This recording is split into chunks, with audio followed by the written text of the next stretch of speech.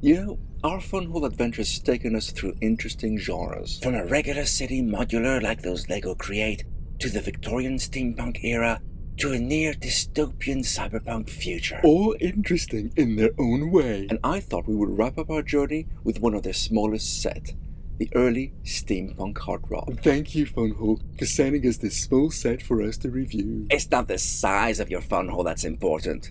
It's how you play with it that matters.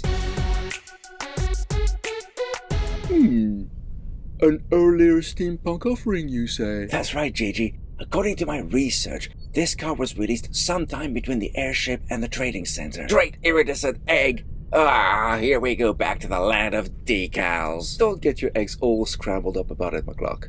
So I gotta say, just like the trading center, the hot rod doesn't scream steampunk to me. The Victorian era was more the purview of the horse and cart, truth be told. But steampunk's all about tickling that imagination, isn't it? So why not have a car with an internal combustion engine? Why not indeed? But just like the cyberpunk police car, it means you can easily incorporate it into any kind of setting. So, let's open the box and see what's inside. With 282 pieces, this is the smallest Funwhole set we've tackled, and as a result, it's only got a small instructions booklet, one small bag of electrics, and 6 bags of parts numbered 1 to 3. And as a result, it won't take long to build. The first bags take care of the base, followed by the front of the vehicle with its engine, and you finish off with the back and the roof.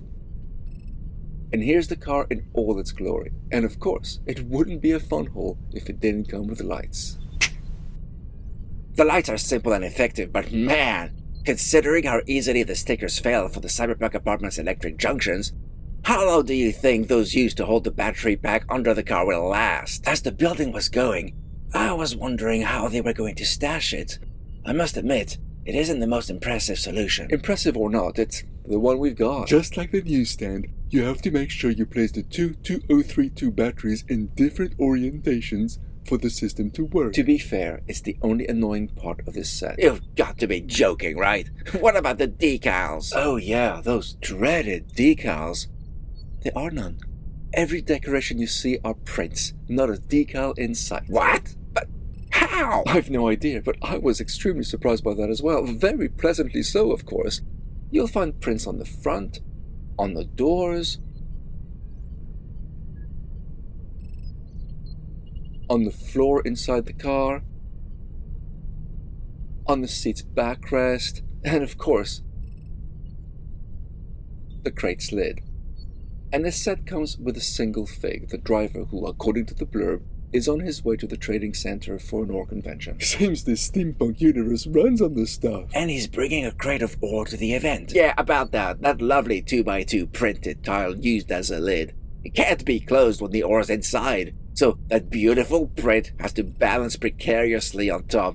Bit of a shame if you ask me. I guess the only advantage would be to be able to see the ore inside the crate, while the lid is precariously placed on top. Maybe it would have been better to have the crate itself printed and not even have a lid. Moving on. Now, getting stuff in the car is a bit of a pain, as you have to unhook the 4 roof bars, which clip onto the rest of the vehicle, to be able to get that roof off. No doubt about it, it is a hassle. Yeah, but the car looks pretty nice though. I'd say it's worth it. Not very steampunky, mind. No it isn't, as I said from the start. But it's a cool car nonetheless, which would look great in any environment. After all, you could have a vintage car drive down a cyberpunk city, or a more contemporary one, or of course, a steampunk one. Now, if you're interested in getting this car, it'll cost you $24, which is around 9 cents a piece.